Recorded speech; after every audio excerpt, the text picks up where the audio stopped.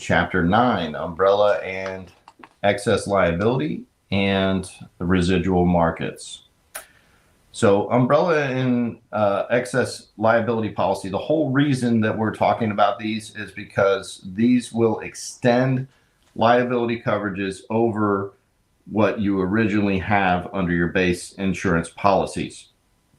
So in both cases, you have to have an underlying policy to make these work, and you can write these for either individual needs under personal lines or for business needs under commercial lines. The umbrellas are designed to work over multiple policies, and the excess liability is going to be mirrored coverage, so it can only work with a single policy.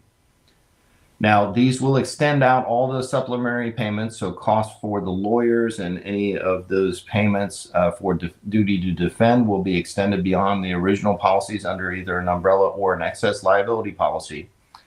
And there is a concept of a situation in which an umbrella does cover a condition for liability that is not covered under an underlying policy. This is not a violation of the umbrella, meaning that the policies did have an underlying policy situation that would cover in those situations, but there are sometimes some things that would fall under the coverage of the umbrella but just do not fall into one of the underlying policies. In this case, what would happen is that there would be a special retention called a self-insured retention, which is like a deductible, which is normally not applied under a liability policy, but in this case would have to be, because otherwise there would be no barrier to making a claim. So in these cases, you would have to have a self-insured retention or a SIR. Now, one other thing to note about this is if the underlying policy's limits are not adequate for the umbrella or for the excess policy, it is the responsibility of the insured to make up the difference of what they should have had under the underlying policy. So if for some reason, say you were supposed to have $500,000 of liability on the policy for the underlying policy and you only had $300,000 on that, you would have to pay the $200,000 before any payments from the umbrella could continue. And that is all that we have to talk about specifically about umbrellas and excess liability. Now we get to talk about residual markets, which are those markets that assume risks that are unacceptable to the general market. Most of these you can't sell, but you may have to have some association with them, and that's why we will be tested on this in the initial licensing. So the first one we're going to talk about is the Texas Fair Plan Association. FAIR is an acronym that stands for Fair Access to Insurance Requirements. The TDI is going to look at underserved areas and assign these underserved areas designated by zip code the special protections for the FAIR Plan options. Typically, these are going to be blighted or areas in decline. And to qualify for the FAIR Plan, you have to have been declined by carriers at least twice, or there has to be no insurance on the property within the last 6 months. If you're accepted onto the FAIR program, there's $1 million in dwelling coverage and $500,000 for personal property coverage. The TWIA program would not be eligible under the FAIR Plan, but the Texas Department of Insurance already knows that, so they would not assign any of the zip codes in the TWIA area to these FAIR Plan zip code designations. Speaking of Texas Windstorm Insurance Association, TWIA, these are all going to be for coverage for people that can't find private coverages in the first tier counties. This would be all those that are along the Gulf Coast of the Gulf of Mexico, all the way from Matamoros to the Louisiana border. So the association for these is made up of all the property insurers that are authorized to transact property insurance within the state, and therefore they all have to participate. So one thing to note about a TWIA plan, this is what we consider to be a contents, not personal property policy, meaning that it has to be physically inside of the domicile in order to be covered. So normally under personal property coverages like dwelling and homeowners, you can have things in the near vicinity covered. But in this case, they actually have to be physically inside of the residence or domicile or premise. One other note here is that in order to qualify for the TWIA insurance, you have to be in compliance with the applicable building code, and most all of those building codes now are requiring construction standards to Category 5 hurricane standards in those first-tier counties. The next one that we're going to talk about is the Texas Motor Vehicle Safety Responsibility Act. We've kind of talked about this a little bit with the personal auto policies, but the insured is responsible for providing bodily injury and property damage liability coverage, but they are not required to have under or uninsured motorist or PIP, personal injury protection coverage. Those may be rejected, but those must be offered by this law to from the insurance company to the insured. So they have to be rejected in writing. Now, the minimum requirements for the state of Texas are going to be split limits of 30,000 bodily injury per person, 60,000 bodily injury aggregate, and 25,000 property damage aggregate, or a combined single limit of 85,000. Now, you don't have to have insurance in the state of Texas. There are alternate ways to comply. You can have registered 25 or more vehicles. In that case, you don't have to prove that is your proof of responsibility to the Department of Transportation. You can take out a $55,000 surety bond with this Department of Transportation to be held in case something does happen. They will go through suretyship on that bond, and we'll talk more specifically about surety bonds later in Chapter 15. You can also put down a $55,000 cashier's check or cash deposit with either the state comptroller or the local county judge.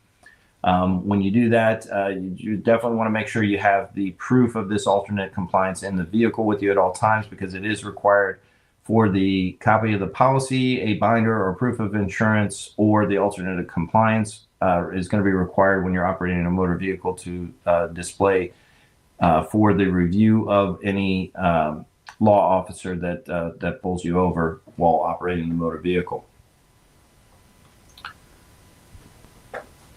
Speaking of getting in trouble with insurance or in trouble with driving an automobile, if you happen to be somebody that has a hard time keeping insurance and you get dropped and you're having a hard time finding a new carrier, what ends up happening is you may get referred over to what we call the Texas Automobile Insurance Plan Association, TAIPA. This is made up of 15 committee members of all the admitted insurers that sell automobile insurance within the state. Basically, the association is going to assign every member in there on an assigned risk pool basis and a pro rata share to equal to the business that they already have in the state. So say, for example, company Y has a 22% market share. They're going to take 22% of the TAIPA drivers in the state as well. Now, one thing to note here is that you have to be rejected at least twice to qualify for the plan, and the insured is not probably going to like the rates, but this will allow them to stay legal and continue to have insurance while operating the motor vehicle in the state. The next one we're going to talk about here is the Property and Casualty Insurance Guarantee Association. The important thing to note here is this protects Texas claimants and policyholders from the insurance company's insolvency, right? So if these insurance companies somehow go out of business, this allows for a mechanism for all the rest of the insurance companies, which are going to be all the admitted carriers within the state, to make up for the losses that would occur from those insurance companies going out of business. Now, one important thing to note here is that you have to be a Texas resident to be able to claim under the Guarantee Association. If you're a Louisiana resident that happens to have Texas property, you just cannot, unfortunately, make a claim in this program. This is made up of a 9-member board that is appointed by the governor for a 6-year term. 5 come from the insurance industry and 4 come from the general public. They set up 3 separate accounts to pay out the claims for these situations. So the full amount will be paid in the case of any workers' compensation claims. up to $25,000 for any unearned premiums in those cases where the insurer goes out of business, and up to $300,000 for all other claims from a single occurrence will be able to be paid out of these separate accounts.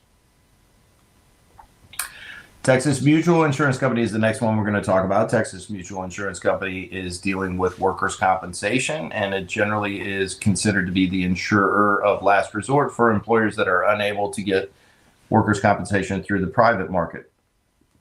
Similar to the structure of the Property and Casualty Guarantee Association, there are 9 directors under the Texas Mutual Insurance Company. 5 are appointed by the governor of those 9 directors, and 4 are elected by policy holders. And this is made up of all the insurance companies that sell the workers' compensation within the state. The next one we're going to talk about here is Texas Medical Liability Insurance. This is a joint underwriting association, JUA, for medical professional liability for those that cannot find private professional liability for medical purposes in the state. This policy, when accepted onto it, will give you $1 million maximum per occurrence, a $3 million maximum aggregate. This can include premise and operations liability exposure from a doctor's office. And then the one that seems to be tested the most by the state of Texas is the National Flood Insurance Program in this section. Couple things to note about the NFIP, National Flood Insurance Program. There are 3 flood zones designated by the Army Corps of Engineers on a map that is updated periodically. There's the 100-year floodplain, the 500-year floodplain, and outside of the floodplain. In order to qualify for NFIP coverage, you must meet the community guidelines, which means that you have to have at least 2 solid walls, a roof, and be on a permanent foundation, not entirely over water, and whatever other guidelines the NFIP is putting out there. Now, understand, similar to TWIA, this is the flood program insurance is going to be contents and not personal property as far as what is going to be covered under the policy. These policies also are required to have a 30-day waiting period for a new policy and 5 days for any formal changes to the policy or endorsements, unless this is a big caveat, unless it was purchased with a new or revised loan, in which case it would be effective immediately upon closing. So even if the people that previously had the home to you didn't have flood insurance, you can buy it at the time of the purchase of the property, and then you can have that policy go into effect immediately when you take ownership of that property. Flood is defined by the NFIP as a general and temporary condition of partial or complete inundation of 2 or more acres of normally dry land, or of 2 or more properties, one of which being the insured's property. Now, some causes of floods that you'll find out there: you can have overflow of inland and tidal waters, you can have flash flooding, you can have mud flow, or you can have this unusual one called collapse or erosion of land along the shore exceeding anticipated cyclical levels. The key on the test on this would be exceeding anticipated cyclical levels. An example of this would be you built a house on the shoreline of a lake, and the engineers said that based on the erosion patterns that you wouldn't have any problems with your foundation for 50 years. 5 years in, crazy things happen outside of the normal expectation, and the house foundation collapses in just 5 years. So that would be outside of what the engineers expected, so outside of the anticipated cyclical levels, and therefore could qualify for flood coverage. Understand, as a personal coverage under flood insurance, you're only going to get $250,000 coverage for the building and $100,000 coverage for the contents. As a business, you'll get $500,000 both on the building and on the contents. There is a deductible separate each of $1,000 on the building and the contents. And one good thing that you do get with NFIP coverage is flood insurance will cover property removed for up to 45 days. Under typical homeowner or other types of property policies, you're only going to get this for 30 days, but under flood insurance, you get it for 45.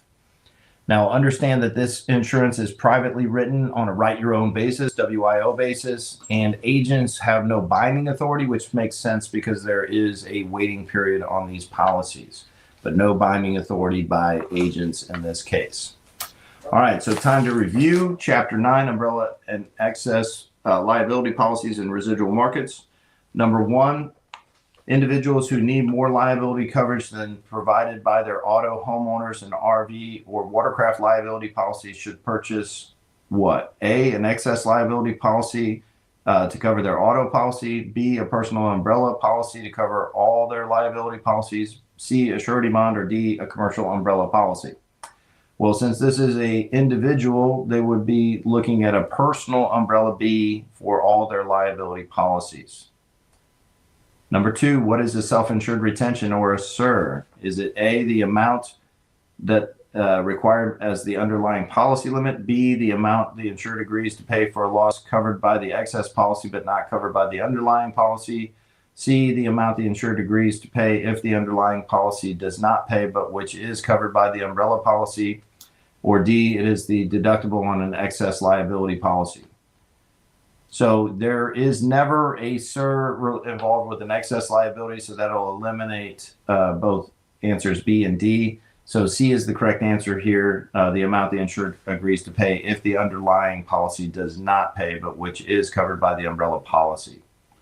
Number 3, Dan wants more liability protection than his auto, boat, and homeowners policies provide. He purchases the personal umbrella policy with a SIR of $1,000, which requires underlying policies have minimum limits of $500,000 combined single limit.